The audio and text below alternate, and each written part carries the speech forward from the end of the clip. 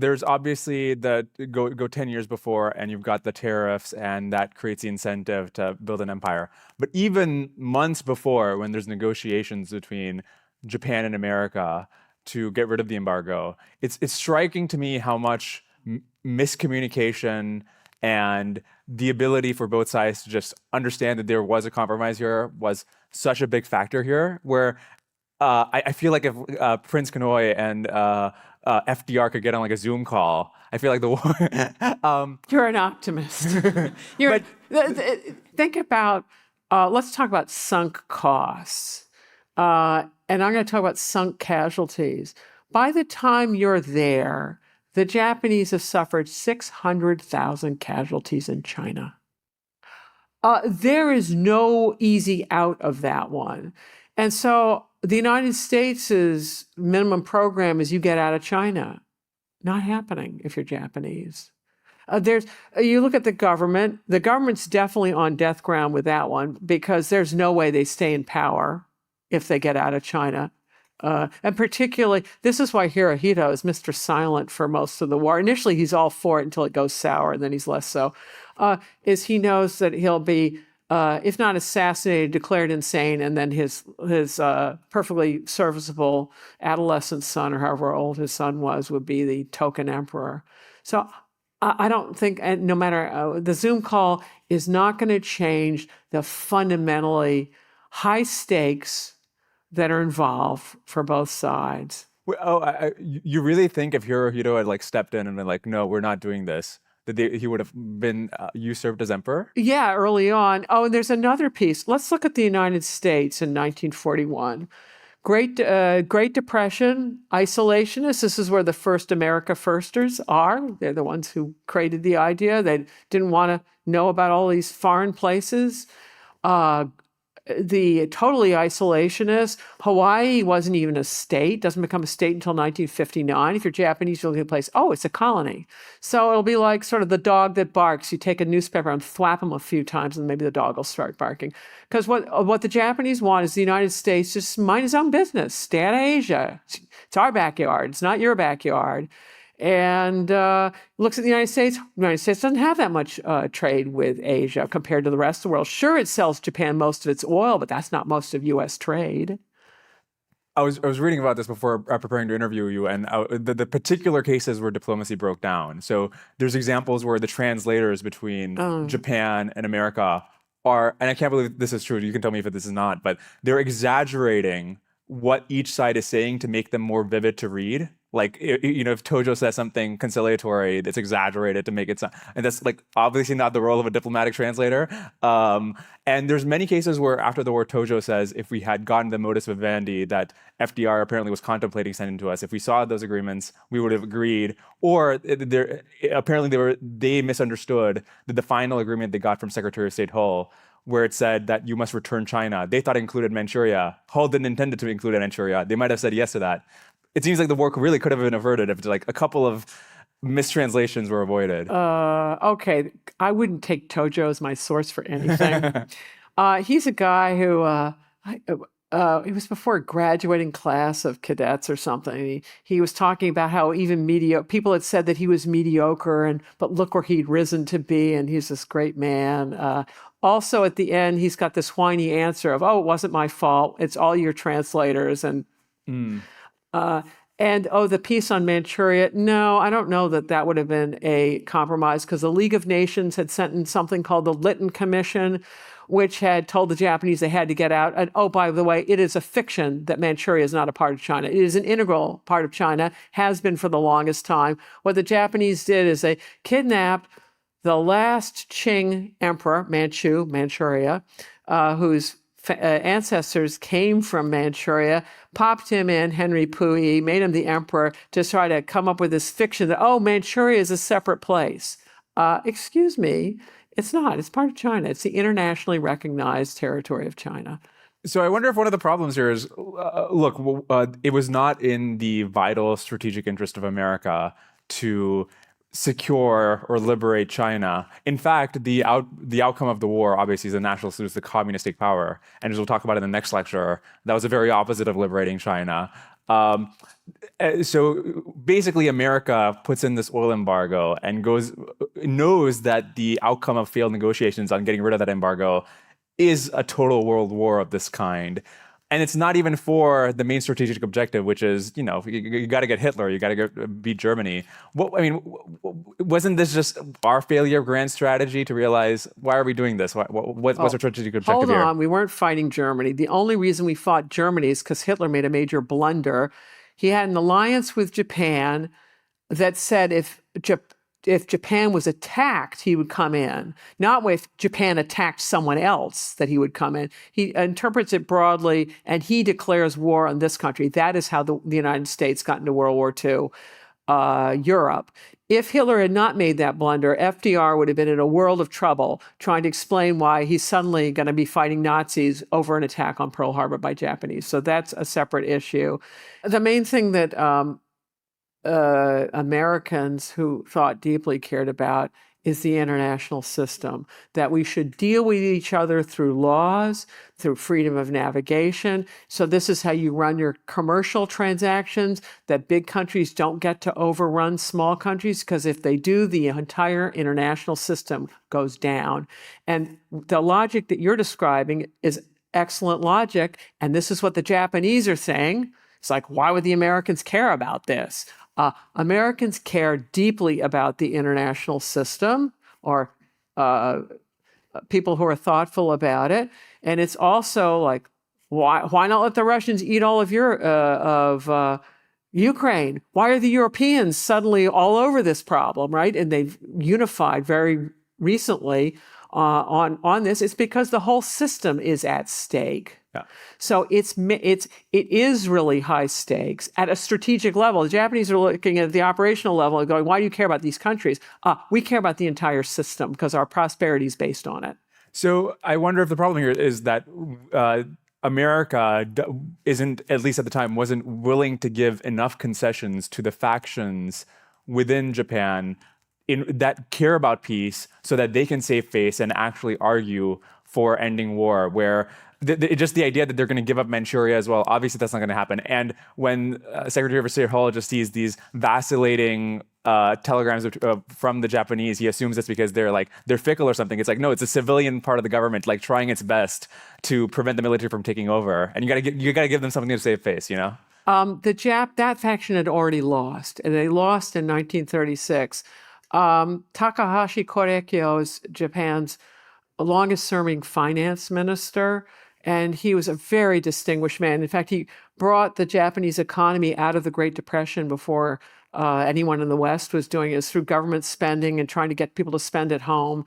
And he told the army, he said, fellas, if you go on this bent for empire, you're not going to actually get resources, because you're going to spend a lot of money fighting with people, resources doing that, and then it's going to take you years of investments to access these resources. So you got to be able to cover these investments for years and years and years. And he's saying, cooperate within the international system. That is the way to prosperity for Japan. Well, that was the February Young Officers Revolt, where he and I can't remember how many others were murdered.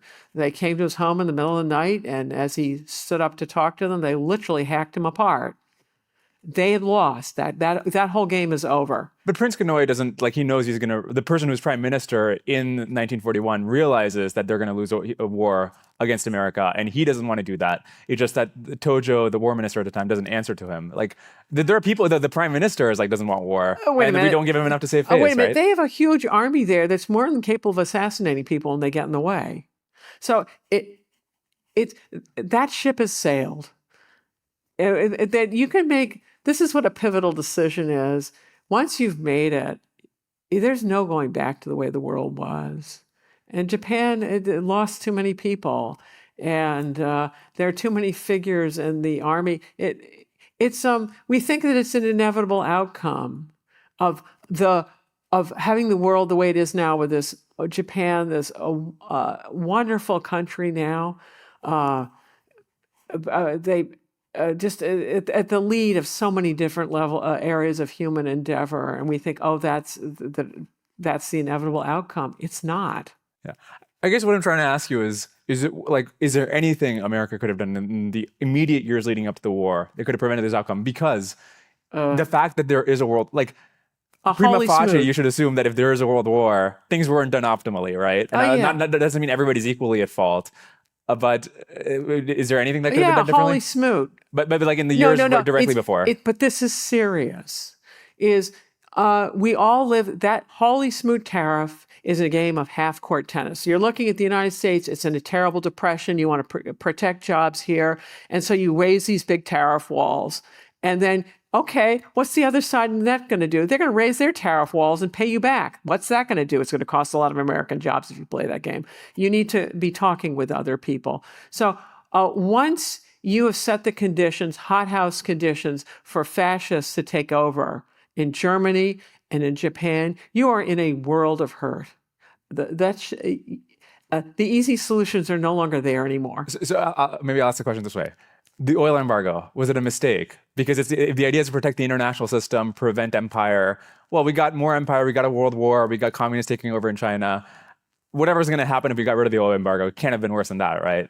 Well, it was. What Roosevelt was really scared of was that the Japanese would attack Russia. Because then he thought Russia would fall. And if Russia fell, he thought the Nazis would win. So at least when the Japanese attacked, they attacked us. That was actually better than attacking Russia. So the oil embargo, if you want to, so let's say you don't do it and Japan never attacks us, and then the Russians are down and you've got Nazis in control of the world, so it must be better. Doesn't seem, but you don't have the world war with America. Like, it doesn't seem insane to think that. And we're still going to find the Nazis. You're not going to have an international system. Oh, and if that's the case, and the Nazis were gearing up because eventually they're going to fight us. So this is another problem. Another concept that I think is useful is limited versus unlimited objectives.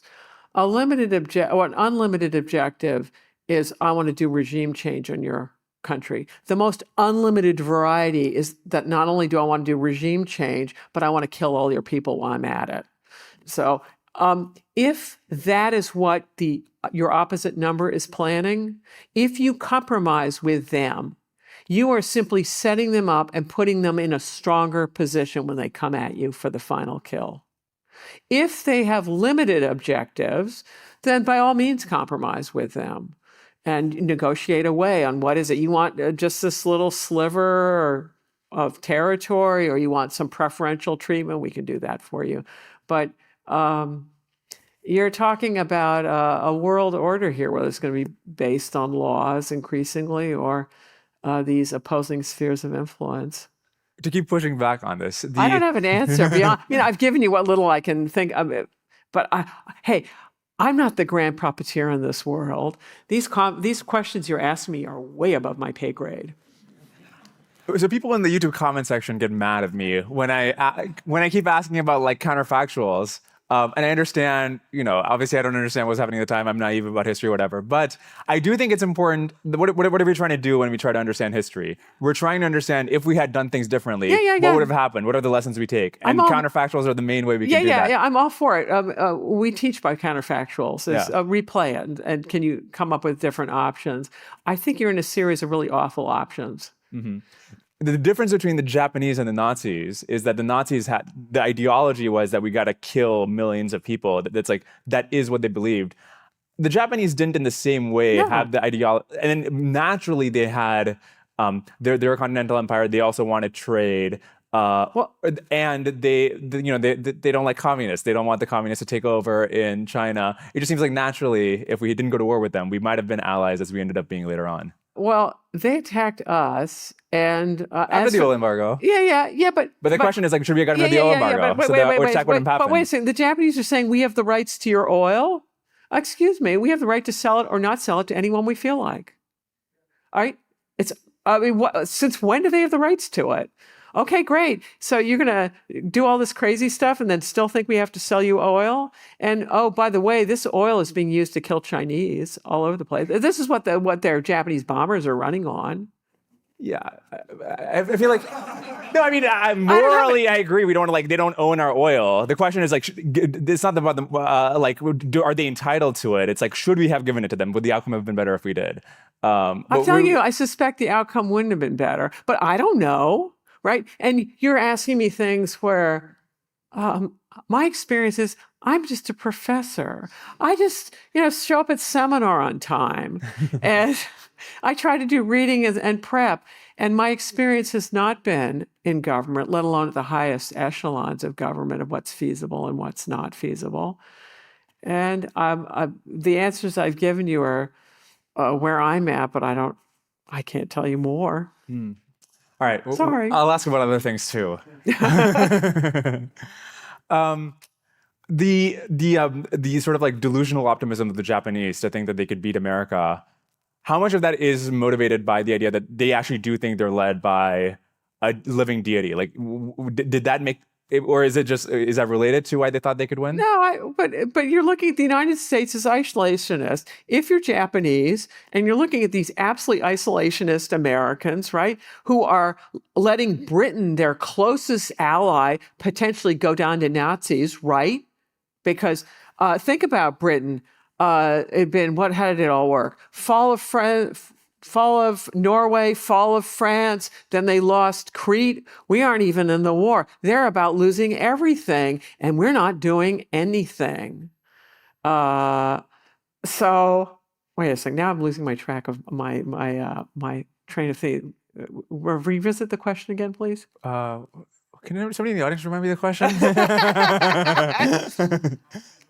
Yeah, the optimism of the Japanese. So they're looking at it and going, the United States is not bailing out its key ally. Hawaii's a colony, right? It's a bunch of white people dominating Hawaiians. So we're just going to do a little, set an example that, hey, if you mess with us, it's going to get costly. And we know you don't have much trade in Asia. Sure, we want to buy your oil, but overall, most trade's elsewhere. And so they're looking at it. Isolationists, won't the answer be the isolationists go, ooh, this is expensive, let's get out of here. And of course, that's not understanding Americans. I remember I was in seminar the day that 9/11 happened, and the TV, there was TV in the seminar rooms, and there was a break, and after the end of the break, the students had the TV on and we're watching Tower 1 had gone down. And then while we're in seminar, the next one we're watching, it goes down. And I thought, oh my, there's going to be hell to pay for this one. Because this is how Americans are, that if you mess with us, boy, does it get ugly. And this is like, don't think, retaliate. Ugh. So the Japanese didn't understand that part of us. In fact, a lot of people don't. They look at Americans, we look like a bunch of hedonists. But if you mess with us, it's ugly. If you are in the Japanese government a couple years before, like 1939 or something, it sounds like from your earlier answer that you think it was a sort of hopeless situation if you're the finance minister or if you're the prime minister. Is there anything they could have done to prevent an inevitable conflict with America? They brought it up and they say, well, we can't afford this. The resources aren't here, and the army wasn't interested, and they shut up because the last guy had been killed in his house in his pajamas, so they weren't up for that. How much stock do you put in the idea that if you have a society that rapidly industrializes, that goes from a feudal state to advanced industrial nation in a generation, that it's just not enough time for the culture to evolve? And so the way that the Japanese behaved in the lead up to the war and during the war, it just the feudal values just didn't have a chance to evolve. In the Meiji Restoration happened too fast.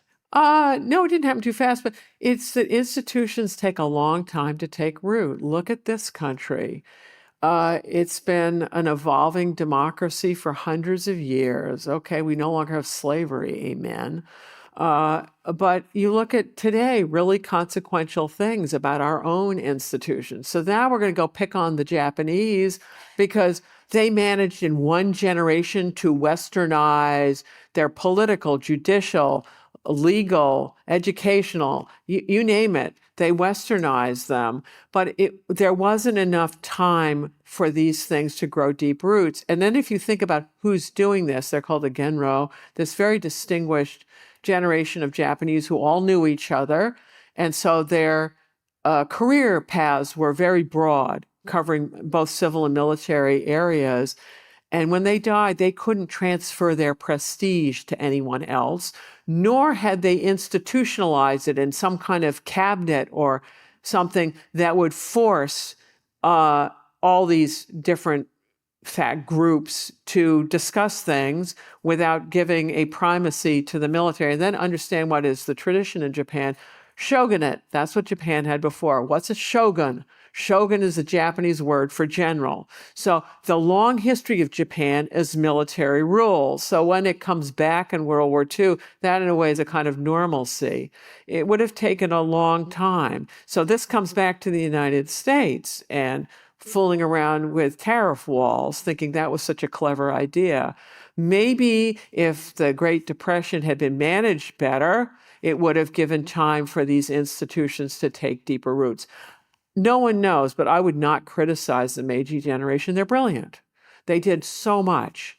But you're talking just a number of years. And look at this country. We're really having major problems with our institutions, wondering whether we've got a stalemated legislature, whether we got a skewed court system, or whatever it is, and we're sorting these things out. And then to criticize the Japanese because they couldn't do it all in 25 years.